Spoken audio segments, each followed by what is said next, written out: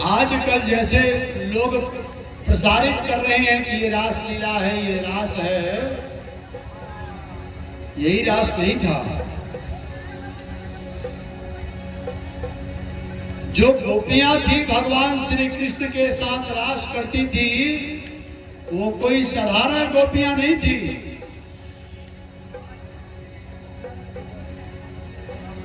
वो कोई साधारण मानवी भी नहीं थी।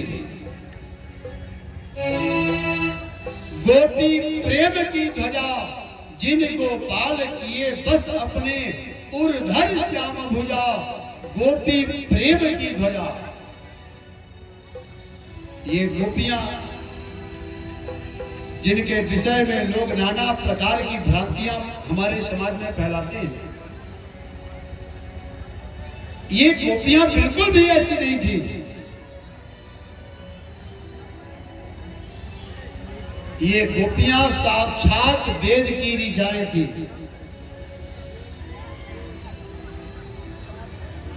राम और कृष्ण दोनों एक ही हैं। राम और कृष्ण में अंतर नहीं निवेश, एक नयन गंभीर है और एक के चपल विशेष।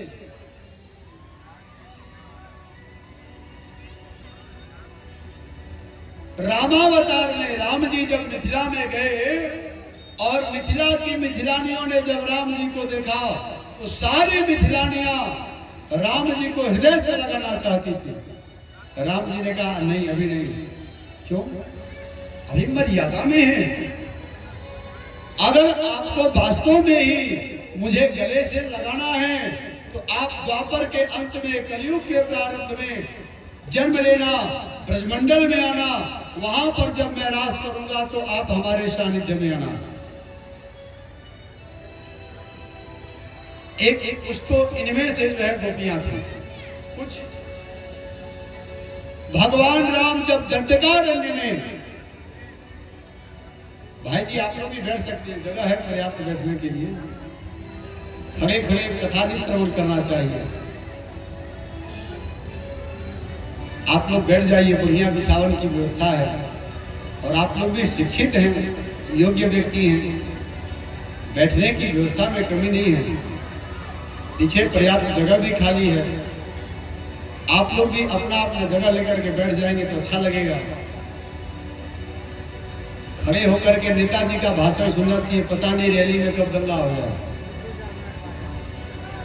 तो रैली हो नहीं रही है, आप सब जगह ले करके बैठ जाइए, बड़ी कृपा होगी। बोलिए कि भगवान की। भगवान दंडकारण्य में जब यात्रा कर रहे थे तो राम जी को बड़े बड़े ऋषि महर्षि महात्मा मिले। वो सारे महात्मा चाहते थे कि हम राम जी को हृदय से लगा लें, लेकिन राम जी पहले ही जाकर के उनके चरणों में गिर जाते थे। पहले ही जाकर के चरणों में गिर जाते थे। ये माला बना लीजिए। पहले ही जाकर के चरणों में गिर जाते थे। उन संतों ने कहा राम, क्या हम आपको हृदय से नहीं लगा सकते? कहा बिल्कुल लगा सकते हो। कब? कहा कि जब द्वापर का अंत होगा, कलयुग का प्रारंभ होगा, उस समय आप गोपी रूप में जब प्रकट होंगे, वहां पर आपको रासलीला में मैं आमंत्रित करूंगा, आप आइएगा।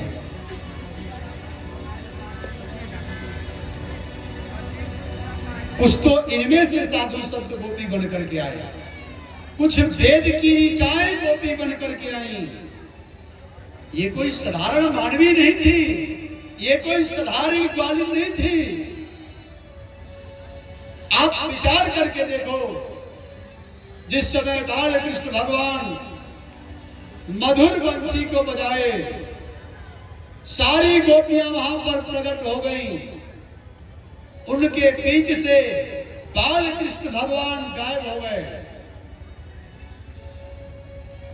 श्रीमद् भागवत महापुराण दशम स्कंध आप पढ़ करके देखो, गोपियों के मध्य से बाल कृष्ण भगवान गायब हो गए। क्यों? गोपियों को अभिमान हो गया था कि बिना परिश्रम के ही हमें परमात्मा मिल गया है। बाजे रे मुरलिया बात अभी नहीं रुक के। गोपियों को अभिमान हो गया था,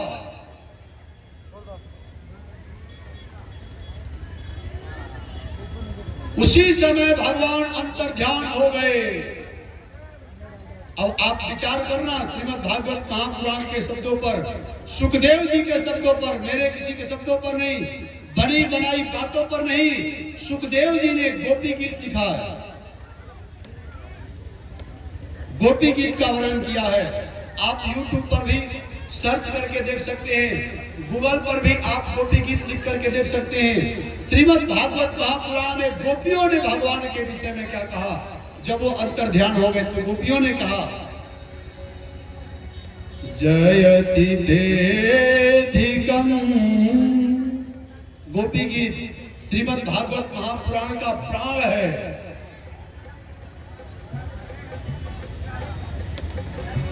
दशहरा के 5वें दिन शरद पूर्णिमा आती है। शरद पूर्णिमा उसे कहते हैं जिस दिन लोग खीर बना करके छत पर रख करके सवेरे प्रसाद पाते हैं। गोपी गीत, गोपियों ने कहा, जयति तेधिकम जन्मना ब्रज श्रयत इंदिरा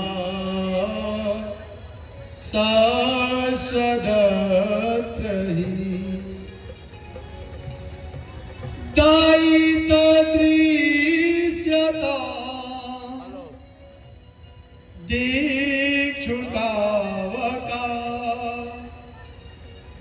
त्वयि धृतस्तवा त्वां विचिन्वते। वो गोपियां कहती हैं कि हम धन्य हैं जो हमारा जन्म इस ब्रजमंडल में हुआ।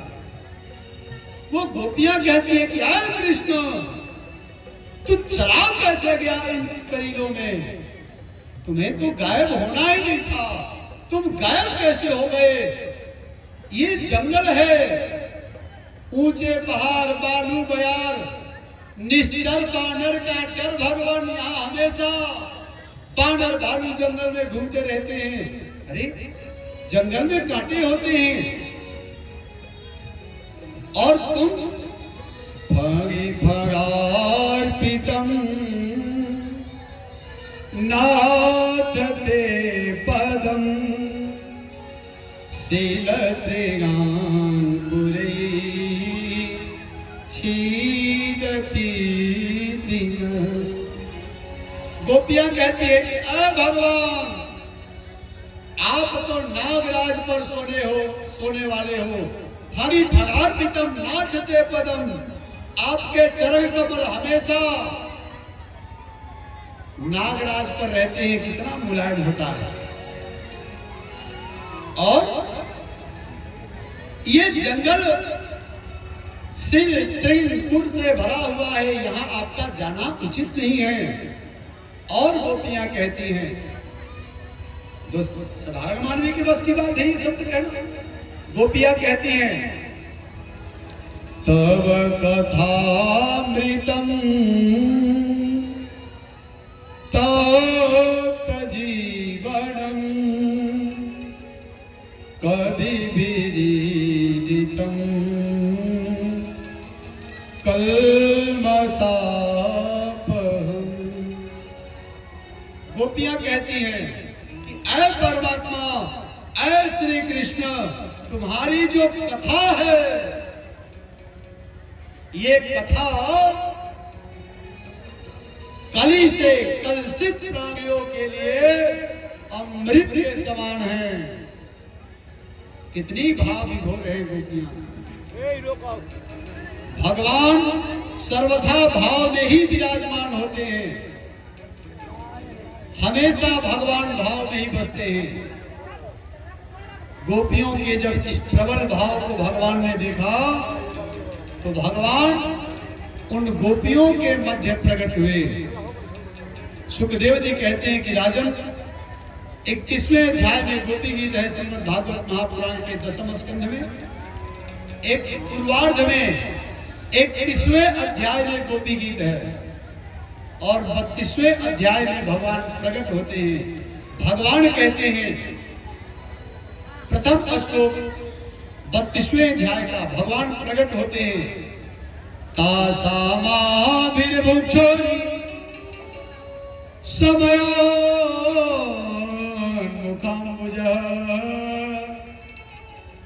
पीताम्बरधरः स्रग्वी साक्षान्मन्मथः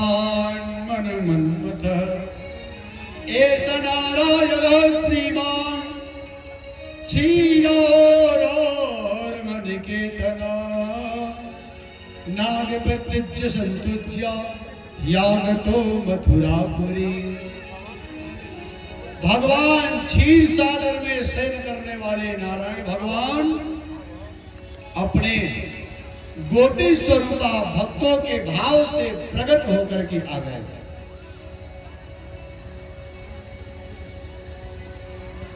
उस महाराष्ट्र में भूत भावन भगवान शंकर भी आए थे। सोचो, वो साधारण गोपियां होती तो शंकर भगवान आते? काम वासना से ग्रसित लोगों को क्या शंकर भगवान आकर के अनुग्रहित कर सकते हैं? हमारे शास्त्र को तोड़ और मरोड़ करके जो पेश किया गया, हमारे ही जैसे कथाकारों द्वारा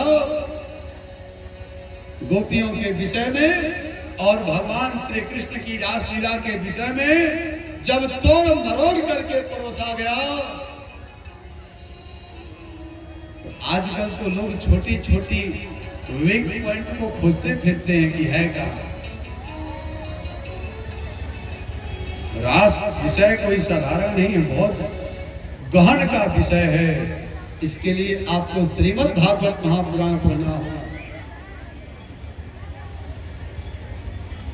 भगवान केवल उस द्वापर में ही प्रकट नहीं हुए थे,